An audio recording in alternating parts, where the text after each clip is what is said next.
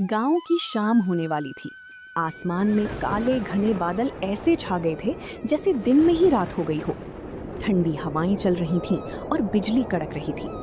माधव अपनी पुरानी लकड़ी की रेहड़ी को धकेलता हुआ चौराहे की तरफ जा रहा था।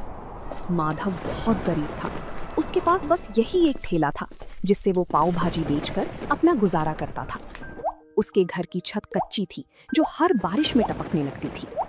हे भगवान, आज बस बारिश ना हो। अगर आज भाजी नहीं बिकी तो कल तक सब खराब हो जाएगा।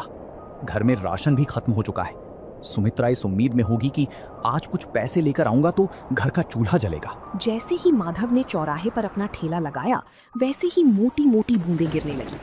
देखते ही देखते बहुत तेज बारिश शुरू हो गई। लोग अपनी अपनी दुकानों के शटर गिराकर घर जाने लगे। तभी माधव ने जल्दी से एक फटी हुई पन्नी निकाली और अपनी पाव भाजी को बचाने के लिए उसे ढक दिया। वो खुद तो भीग रहा था पर उसे चिंता अपनी भाजी की थी। तभी गांव का एक आदमी बिरजू, जो माधव के ठेले के पास से जा रहा था, उसने माधव से कहा, अरे माधव, ये क्या कर रहे हो? ऐसी आफत वाली बारिश में कौन बाहर आएगा तुम्हारी पाव भाजी खाने? घर जा भाई, वरना बीमार हो जाएगा। बिरजू भाई, गरीब को बीमारी से ज्यादा भूख का डर लगता है। आज दिन भर से 1 रुपए की भी बोहनी नहीं हुई है। अगर खाली हाथ घर गया तो सुमित्रा को क्या मुंह दिखाऊंगा। बारिश और भी तेज हो गई। वो एक पेड़ के नीचे खड़ा होकर बस आसमान की तरफ देखने लगा। उसकी आंखों में आंसू थे और दिल में डर। रात के 8 बज गए थे। बारिश थोड़ी धीमी हुई थी लेकिन हर तरफ सन्नाटा था। माधव ने सोच लिया था कि आज का दिन उसके लिए खराब गया। अब घर लौट जाना चाहिए। वो अपना सामान समेट ही रहा था कि अचानक एक बड़ी सी कार कीचड़ उछालती हुई आई और सीधे माधव के ठेले के पास आकर रुक गई। उस कार से एक साहब बाहर उतारते हैं और कहते हैं, ओ भाई, क्या कुछ खाने को मिलेगा? हम लोग शहर जा रहे थे लेकिन आगे का रास्ता बंद है। बहुत जोर की भूख लगी है। जी साहब, भाजी तो तैयार है, बस पाव गरम करने की देर है। आप 5 मिनट रुकिए, मैं अभी देता हूँ। अरे भाई जल्दी करो, इस ठंड में कुछ गर्मा गर्म मिल जाए तो जान में जान आए। माधव के मुरझाए हुए चेहरे पर रौनक आ गई। उसने जल्दी से चूल्हा जलाया। मक्खन की खुशबू चारों तरफ फैल गई। उसने तवे पर भाजी को अच्छे से मैश किया और पाव को मक्खन लगाकर लाल होने तक सेंका। गर्मा गर्म धुआं निकलती पाव भाजी देखकर उन मुसाफिरों की भूख और बढ़ गई। जिसके बाद माधव गर्मा गर्म पाव भाजी की प्लेट सजाकर साहब को देता है। लीजिए साहब, गर्मा गर्म पाव भाजी खाइए।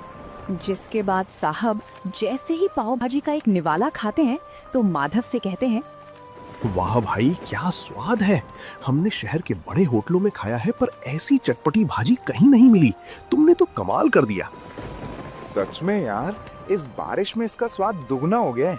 भाई 2 प्लेट और लगाओ। माधव की मेहनत रंग लाई। उन लोगों ने भर पेट खाना खाया।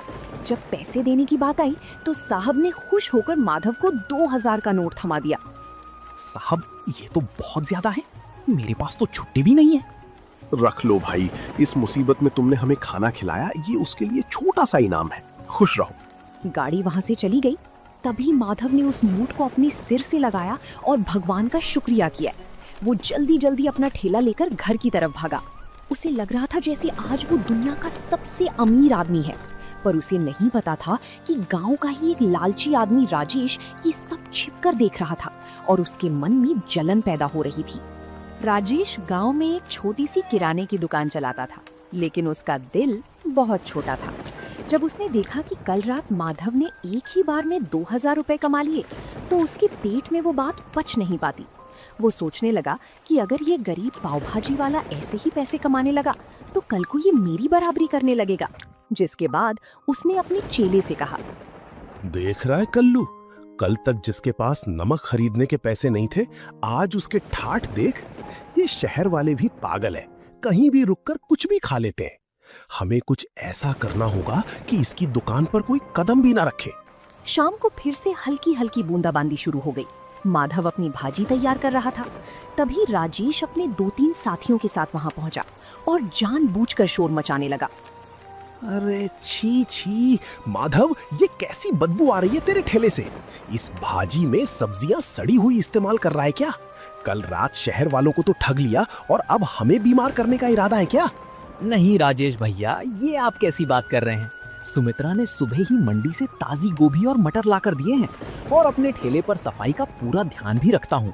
अरे चुप कर, सबको दिख रहा है कि तू बारिश के गंदे पानी में पाँव सेक रहा है। गांव वालों सुन लो, अगर माधव की पाव भाजी खाई तो पेट खराब होना पक्का है। कल रात जो लोग खाकर गए थे, सुना है उनकी तबीयत बिगड़ गई है। राजेश की बात सुनकर जो एक दो लोग आने वाले थे वो भी ठिठक गए। गांव में अफवाह आग की तरह फैलती है।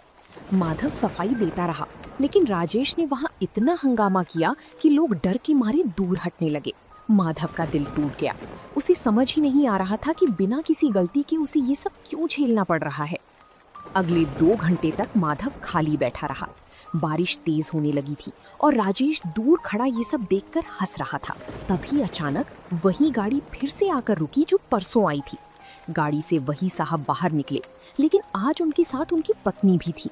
साहब मुस्कुराते हुए माधव के पास आते हैं और कहते हैं, नमस्ते भाई, आज हम खास तौर पर तुम्हारी पाव भाजी खाने के लिए शहर से यहाँ तक आए हैं। मेरी पत्नी को तुम्हारी भाजी का स्वाद इतना पसंद आया कि उसने आज घर पर खाना ही नहीं बनाया।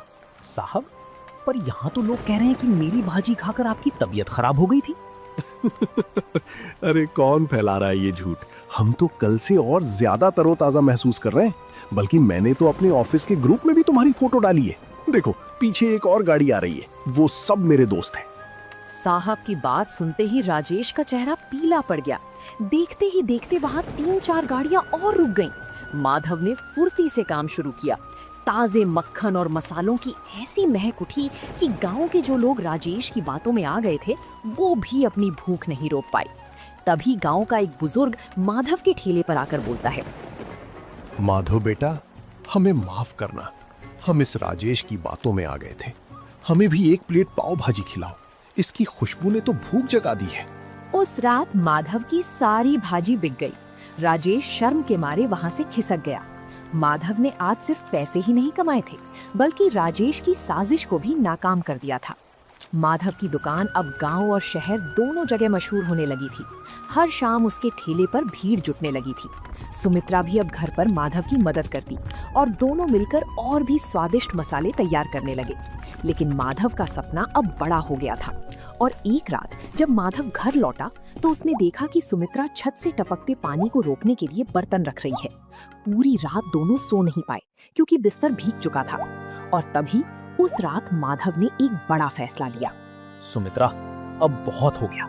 कब तक हम इस टपकती छत के नीचे रात गुजारेंगे? भगवान की दया से अब हमारे पास कुछ पैसे जमा हो गए हैं। मैं सोच रहा हूँ कि अब ठेला छोड़कर एक छोटी सी दुकान किराए पर ले लूं। दुकान? पर उसके लिए तो बहुत पैसे लगेंगे और गांव के चौराहे पर दुकान मिलना भी तो मुश्किल है। कोशिश करने में क्या हर्ज है? अगर एक बार पक्की दुकान हो गई तो बारिश में भी धंधा बंद नहीं होगा और लोग आराम से बैठकर खा सकेंगे। मैं कल ही सरपंच जी से बात करूंगा। अगले दिन माधव सरपंच जी के पास गया। सरपंच जी ने माधव की मेहनत देखी थी, इसलिए उन्होंने उसे चौराहे के पास एक पुरानी दुकान किराए पर दिलाने में मदद की। माधव ने दिन रात एक करके उस दुकान की सफाई की और उसे एक छोटी सी पाव भाजी ढाबे का रूप दे दिया। माधव के ढाबे का नाम रखा गया माधव पाव भाजी सेंटर। उद्घाटन के दिन माधव ने पूरे गांव को न्योता दिया। उसने सोचा था कि पुरानी बातें भूलकर वो राजेश को भी बुलाएगा ताकि गांव में भाईचारा बना रहे। जिसके बाद माधव राजेश की दुकान पर जाता है और कहता है, राजेश भाई, आज मेरी छोटी सी दुकान का उद्घाटन है, आप जरूर आना, मुझे बहुत खुशी होगी। बड़ा आया दुकान खोलने वाला। 2 दिन क्या शहर वाले रुक गए, तू तो अपने आप को राजा समझने लगा। जा, मैं नहीं आने वाला तेरी सड़ी हुई दुकान पर। माधव उदास मन से वापस आ गया। शाम को ढाबे पर खूब रौनक थी। मुसाफिर, गांव के लोग और बच्चे सब बड़े चाव से पाव भाजी खा रहे थे। तभी अचानक कुछ ऐसा हुआ जिसकी किसी ने उम्मीद नहीं की थी। गांव के कुछ आवारा लड़के, जिन्हें राजेश ने पैसे देकर भेजा था, ढाबे के अंदर आए और शोर मचाने लगे। और एक लड़का जानबूझकर प्लेट नीचे गिरा देता है और कहता है, अरे ये कैसी भाजी है? इसमें तो कंकड़ पत्थर हैं। तुम लोग हमें बीमार करना चाहते हो क्या? माधव सन्न रह गया। उसे पता था कि भाजी उसने खुद छानी है, उसमें कंकड़ हो ही नहीं सकते। लेकिन वो लड़के इस बात को लेकर दुकान का सामान बाहर फेंकने लगे, जिसके कारण दुकान का पूरा माहौल खराब हो गया। तभी भीड़ में से एक कड़क आवाज आई, रुको, ये क्या बदतमीजी है। सबने मुड़कर देखा तो वो गांव के नए हेड कांस्टेबल रघुवीर सिंह थे। वो सादे कपड़ों में अपनी पत्नी के साथ वहां पाव भाजी खाने आए थे। उन्हें देखकर राजेश के भेजे हुए लड़के घबरा गए, जिसके बाद रघुवीर सिंह उन लड़कों के पास जाकर कंकड़ वाली प्लेट उठाते हैं और कहते हैं, तुम कह रहे हो इसमें कंकड़ है? जरा मैं भी तो देखूं। हाँ, अरे ये कंकड़ तो ऊपर से डाले गए लगते हैं, क्योंकि इस कंकड़ पर भाजी का मसाला भी नहीं लगा है। सच सच बताओ, तुम्हें यहाँ हंगामा करने के लिए किसने भेजा है? वो साहब, हमें तो राजेश भैया ने बोला था कि माधव की दुकान जमने नहीं देनी है। उन्होंने हमें पैसे दिए थे। ये सुनते ही वहां खड़े गांव वालों में कानाफूसी शुरू हो गई। सबको समझ आ गया कि माधव बेकसूर है, जिसके बाद रघुवीर सिंह ने उन लड़कों को डांट कर भगा दिया और माधव से कहने लगे, माधव भाई, डरो मत। तुम्हारी ईमानदारी ही तुम्हारी सबसे बड़ी ताकत है। आज से यहाँ तुम्हें कोई परेशान नहीं करेगा। चलो, अब हमारे लिए 2 प्लेट बढ़िया सी पाव भाजी लगाओ, बहुत भूख लगी है। माधव की आंखों में आंसू आ गए। उसने हिम्मत जुटाई और फिर से काम शुरू किया। उस दिन के बाद गांव वालों का भरोसा माधव पर और भी ज्यादा बढ़ गया। माधव का काम अब दिन दुगुनी रात चौगुनी तरक्की कर रहा था। दूसरी तरफ राजेश की जलन कम होने का नाम नहीं ले रही थी। उसने सोचा कि अगर माधव पाव भाजी बेचकर अमीर हो सकता है तो मैं क्यों नहीं। उसने भी अपनी दुकान के बाहर पाव भाजी का बड़ा सा बोर्ड लगा दिया और तभी राजेश ने अपने चेले कल्लू से कहा, देख कल्लू, माधव ताजी सब्जियां और महंगा मक्खन डालता है, इसलिए उसे बचत कम होती है। हम क्या करेंगे, हम मंडी से सस्ती और थोड़ी बासी सब्जियां लाएंगे और मक्खन की जगह सस्ता डालडा घी इस्तेमाल करेंगे और स्वाद के लिए तेज मिर्च डाल देंगे। किसी को पता नहीं चलेगा। राजेश ने दुकान तो शुरू कर दी, लेकिन उसका इरादा सिर्फ पैसा कमाना था, सेवा करना नहीं। शुरुआत में कुछ लोग कम दाम के लालच में राजेश के पास गए, लेकिन 2 ही दिन में असर दिखने लगा। और एक दिन गांव का एक आदमी पेट पकड़कर राजेश की दुकान पर आया और कहने लगा, अरे राजेश, ये क्या खिला दिया तुमने? कल रात तुम्हारी पाव भाजी खाई थी, तब से पूरे घर का पेट खराब हो गया है। डॉक्टर के यहाँ चक्कर लगाने पड़ रहे हैं। धीरे धीरे राजेश की पोल खुलने लगी। जो लोग सस्ते के चक्कर में राजेश के यहाँ पाव भाजी खाने गए थे, उनकी तबीयत खराब हो गई थी। गांव के पंचायत में राजेश की शिकायत पहुंच गई। सरपंच जी ने राजेश पर भारी जुर्माना लगाया और उसकी दुकान कुछ दिनों के लिए बंद करवा दी। राजेश को लालच की बहुत बड़ी सजा मिली थी। राजेश की दुकान बंद हो गई और पूरे गांव में उसकी बदनामी हो गई। दूसरी तरफ माधव ने अपनी मेहनत से न केवल गांव वालों का दिल जीता, बल्कि अब दूर दूर से लोग उसकी पाव भाजी का स्वाद चखने आने लगे थे। लेकिन माधव का दिल आज भी उतना ही साफ था जितना पहले दिन था। माधव का छोटा सा ढाबा अब छोटा पड़ने लगा था।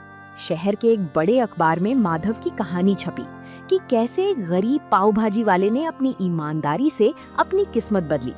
इस खबर के बाद शहर के एक बड़े बिजनेसमैन माधव के पास आए।